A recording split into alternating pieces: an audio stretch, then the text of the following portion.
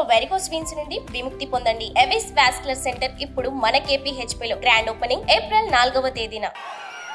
Fan అయితే తిరిగేది మానేసింది. రాబోయే రోజుల్లో ఆ ఫ్యాన్ ముక్కలు ముక్కలు చేసి డస్ట్బిన్ లో పడేయాలి. మిమ్మల్ని చూస్తే నాకు అనిపిస్తుంది 2024లో అదే జరుగుతుంది. మనం మీటింగ్ ప్రారంభించుకునే మునుపు రఘురామకృష్ణరాజు గారు 5 ఏళ్లు పోరాడాడు, అవునా కాదా?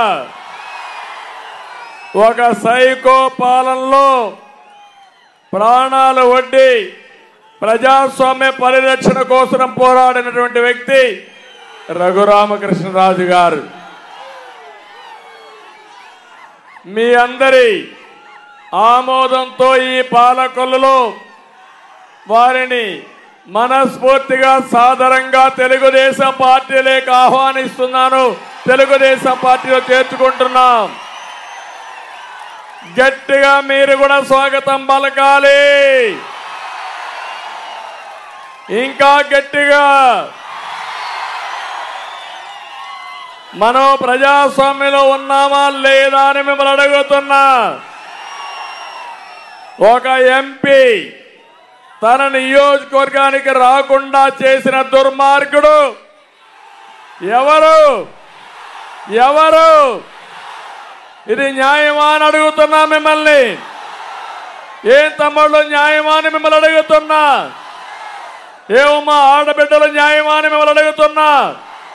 మీకు ఆమోదయోగ్యమా అని మిమ్మల్ని అడుగుతున్నా. ఏంటి అరాచకం? ఏంటి సైకో పాలన? పాపం ఆయన్నైతే పోలీసులు కస్టడీలోకి తీసుకొని పోలీసుల కస్టడీలో ఇష్టానుసారంగా చిత్రహింసలు పెట్టి కడాన రాత్రంతా మేలుకున్నాను. నేనైతే ప్రెసిడెంట్ ఆఫ్ ఇండియాకి, గవర్నర్కి కోర్టులో అన్ని విధాల ప్రయత్నం చేసి కోర్టు ఇంటర్ఫేర్ అయిన తర్వాత ఆయన బయటపడ్డాడు తప్ప, లేకపోతే ఈరోజు రఘురామకృష్ణరాజు గారిని మీరు చూసేవాళ్ళు కాదని మీ అందరికీ విజ్ఞప్తి చేస్తున్నా. అందుకని ఈరోజు మీ అందరికీ ఒకటే విజ్ఞప్తి చేస్తున్నా. ఒక దుర్మార్గుడి పాలన నుంచి ప్రజాస్వామ్యాన్ని కాపాడుకొని మన పిల్లల భవిష్యత్తు కాపాడుకోవాలంటే ఇలాంటి వ్యక్తులు కూడా కలిసి పనిచేయాల్సిన అవసరం ఉంది. అందుకే మీ అందరి తరపున మరొకసారి తెలుగుదేశం పార్టీలోకి సాదరంగా ఆహ్వానిస్తూ సభ ప్రారంభించే ముందే వారిని పార్టీలో చేర్చుకుంటున్నామని చెప్పి తెలియజేసుకుంటూ వారికి అందరూ కూడా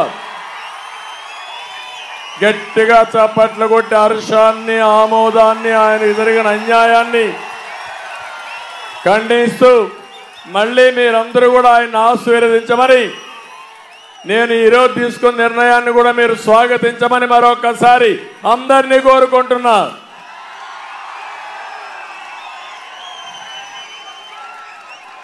మైక్ 2 నిమిషాలు మాట్లాడతారు. తర్వాత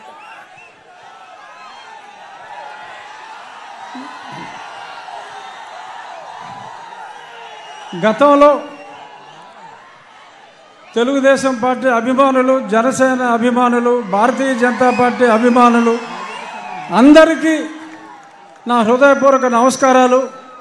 ఈరోజు పెద్దలు నారా చంద్రబాబు నాయుడు గారు గతంలో నా ప్రాణాలకి ముప్పు వాటిల్లినప్పుడు ఆ రోజు రాత్రి ఆయన నిద్రపోకుండా లాయర్స్తో మాట్లాడటమే కాకుండా నా కుటుంబ సభ్యులు అందరినీ, నా భార్యని, నా కుమార్తెను, కొడుకును కూడా తొందరపడొద్దమ్మా, నేను ఉన్నాను అని చెప్పి, ఉన్నాను విన్నాను అని సొల్లు కబుర్లు చెప్పేవాళ్ళు కాదు.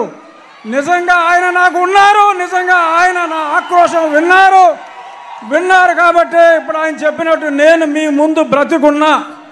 సో కాబట్టి నేను ఆయనకి ఎంతో రుణపడి ఉన్నాను. ఇక నుంచి కొన్ని కారణాల వల్ల నేను 4 ఏళ్ళు దూరంగా ఉండవలసి వచ్చింది. అయినా చంద్రబాబు నాయుడు గారి చొరవతో ఈరోజు నేను మళ్ళీ మీ ముందుకు రావడం జరిగింది. ఎప్పుడూ నేను ముందుగా చంద్రబాబు నాయుడు గారికి అలాగే మీ అందరికీ నేను రుణపడి ఉంటాను. మీ రుణం నేను తీర్చుకుంటాను. అతి త్వరలో జూన్ 4వ తారీఖు ప్రపంచం సృష్టించబోతున్నారు నారా చంద్రబాబు నాయుడు గారు.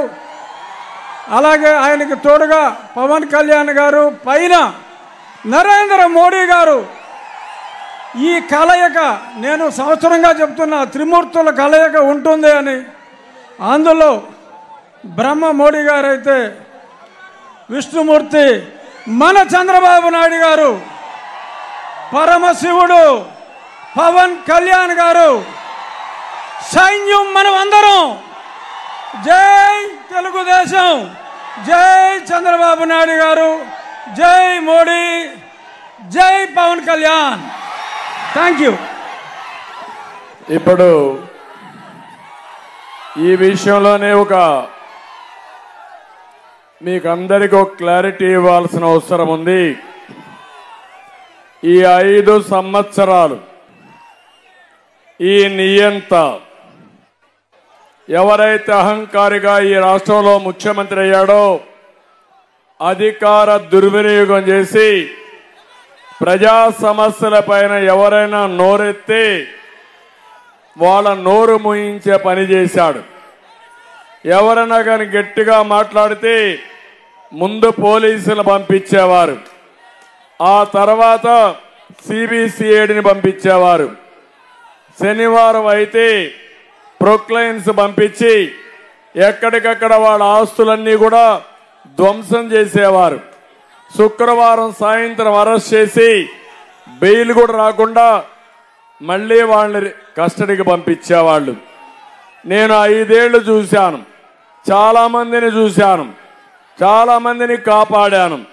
కొంతమంది అయితే నేను కాపాడలేక, నన్ను చేరలేక జీవితం మీద ఆశ వదులుకొని ఆత్మహత్య చేసుకునే పరిస్థితికి వచ్చారు.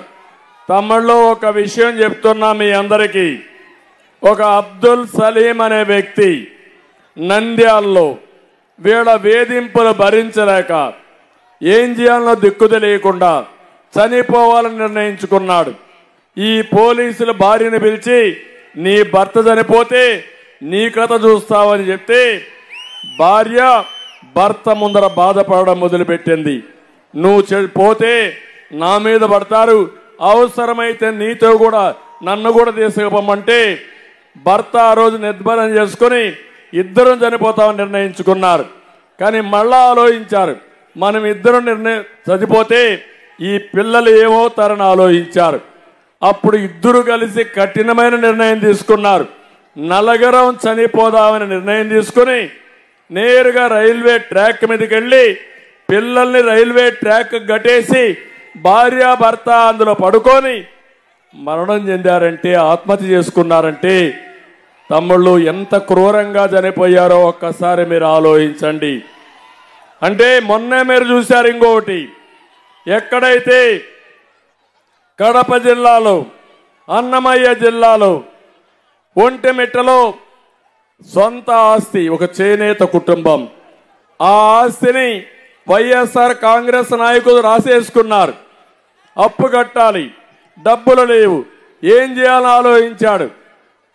ఊరూరు తిరిగాడు, అప్పులు చేశాడు, లంచాలు ఇచ్చాడు, ఎవ్వరూ కరుణించలేదు. ఇంకా జీవితంలో బతకలేమని నేరుగా పోయి రైల్వే ట్రాక్ కింద పెట్టి ట్రైన్ కింద యాక్సిడెంట్ చనిపోయాడు. దాని కింద ఆత్మహత్య చేసుకున్నాడు. ఆ వార్తని భార్య పిల్ల విషం తాగి చనిపోయారు. ముగ్గురు కూడా ఒకే కుటుంబంలో 2 నెలలకు మునుపు జరిగిందంటే మీరు ఆలోచించాలి. ఈ ప్రభుత్వం ఒక ఘోరమైన ప్రభుత్వం, నీచమైన ప్రభుత్వం, క్రూరమైన ప్రభుత్వం. కొన్ని వందల మందిని పొట్టన పెట్టుకున్న ఈ ప్రభుత్వాన్ని వదిలిపెడతారా తమ్ముళ్ళు అని మిమ్మల్ని అడుగుతున్నా.